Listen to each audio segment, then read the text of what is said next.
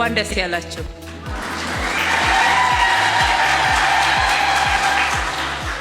የልደታ በጎነት መንደር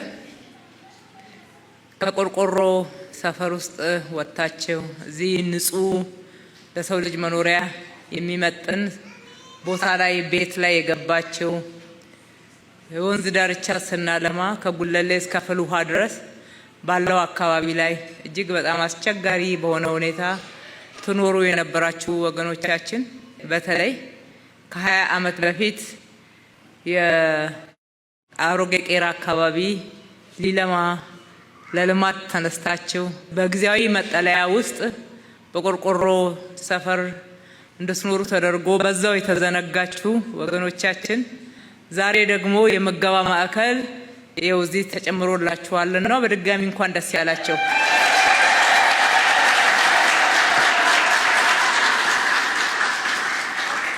የምገባ ማዕከሉ በጣም ንጹህ ለሰው ልጅ ክብር የሚመጥን የዜግነት ክብራችንን የሚመጥን ምግቡም በቀን አንድ ጊዜ ቢሆንም እጅግ በጣም ንጹህ የተመጣጠነ ጥግብ ብላችሁ የምትመገቡበት ደካማ የሆኑ ለተለያዩ ችግሮች የተጋለጡ ወደዚህ መምጣት የማይችሉ ወገኖችም ካሉ እስከ ቤት ድረስ የሚሄድበት ማዕከል ነውና በዚህ በጣም ደስተኞች ነን። አዲስ አበባ ውስጥ እውነቱን ለመናገር እንደው ሌላ ምክንያት ምን እንደሆነ አላቅም፣ ጎዳና ላይ ወጥቶ ምግብ የሚያስለምን ምንም ምክንያት የለም። ከነኚህ ምገባ ማዕከላቶች ውስጥ ወደ አንዱ ጎራ ብሎ ትኩስ ንጹህ ምግብ የተመጣጠነ ምግብ መመገብ የሚቻልበት ከተማ ሆኗል። ይሄ በጣም ደስ ያሰኘናል። ደግሞ ምግብ ለዕለት ጉርሳቸው የሌላቸው ወገኖቻችንም ቤታቸው ነው፣ ማረፊያቸው ነው። እርቧቸው መጥተው ምግብ የሚበሉበት ብቻ ሳይሆን አረፍ ብለው እርስ በርሳቸው ሰዓት ወስደው ተወያይተው የሚሄዱበት ቤታቸው ነውና ጎዳና ላይ የሚያስወጣ ምክንያት አዲስ አበባ ላይ በአሁኑ ሰዓት የለም። ስለዚህ የጎዳናው ለዕለት ጉርስ ለሚለምኑ ወገኖቻችን ሁሉ ድጋሚ መልእክት ማስተላለፍ እወዳለሁ።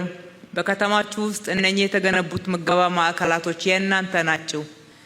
ንጹህ ምግብ፣ ደረጃውን የጠበቀ ምግብ በክብር እጃችሁን ታጥባችሁ በንጽህና መታችሁ እዚህ መመገብ ትችላላችሁ እና ተጠቀሙበት ማለት እወዳለሁ።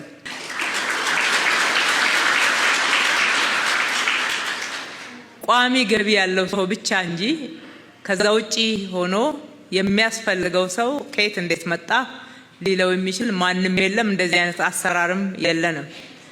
ይህንን የምገባ ማዕከል በዚህ ደረጃ በመገንባት በጣም ለሚያስፈልጋቸው ለአረጋውያን ሀገራቸውን በአንድ ወቅት ጉልበት እንደዚህ ሄድ ሳይል ሲያገለግሉ በሀገር ባለውለታነት የሚጠቀሱ የነበሩ ዛሬ በከተማችን ውስጥ ምግብ ሊቸገሩ አይገባምና መኖሪያ ቤት ንጹህ ቤት ካገኛችሁ የምገባ ማዕከል እዚህ ጋር ከተከፈተ በተለያየ ምክንያት ለችግር የተጋለጣችሁ ወገኖቻችንም ይሄ ቤታችሁ ነው።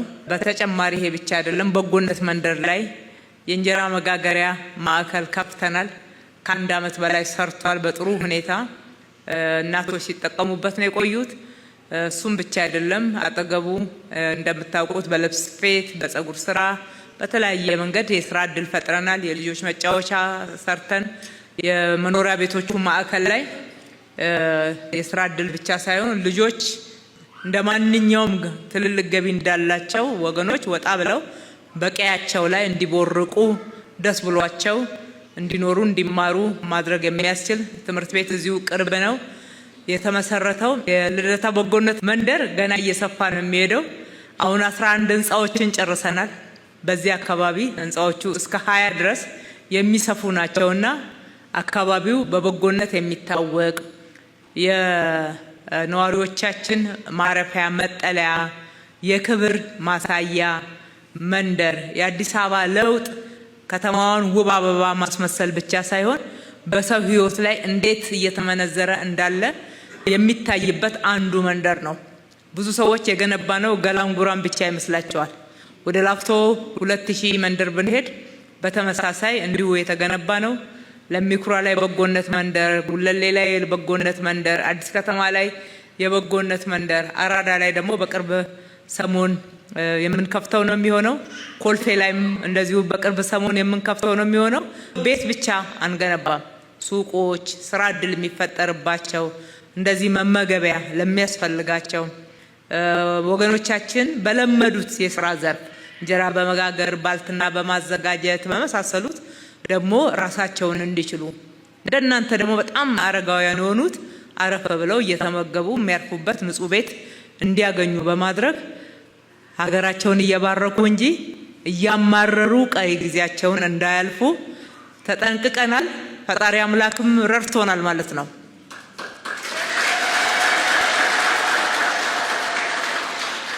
ይሄንን ሙሉ ወጪውን የሸፈነልን የዳሽን ባንክ ነው። ፊታችሁ ላመሰግናቸው ወዳለሁ።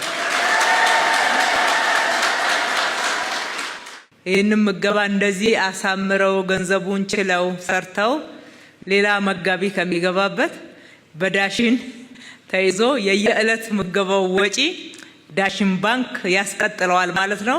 በድጋሚ እናመሰግናለን። በከተማችን ብዙ ቢዝነሶች ይብዙ፣ ሀብታሞች ይብዙ፣ ሲበዙ ትርፉ ለወገኖች ነው ለብቻቸው አይደለም የሚለው ይሄው ምስክር ነው። ሲኖር እንደዚህ ለወገኖች መቆረስ፣ ለወገኖች መድረስ፣ ከወገኖች ጋራ ማበብ መበልጸግ አለ ማለት ነው። ስለዚህ በወጣ ይተካ፣ ዳሽን ይብዛለት እንላለን።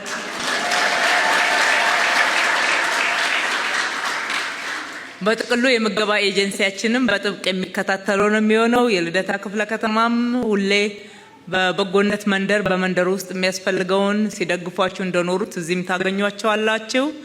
ኢንጂነር ወንድሙም ልደታ ክፍለ ከተማ የተጀመሩ ስራዎችን ውጤታማ በሆነ ሁኔታ እንዲያጠናቅቅ ሲደግፉን የቆዩት በእናንተ ስም ሁሉንም ላመሰግናቸው እወዳለሁ። ፈጣሪ ኢትዮጵያና ሕዝቦቿን ይባርክ።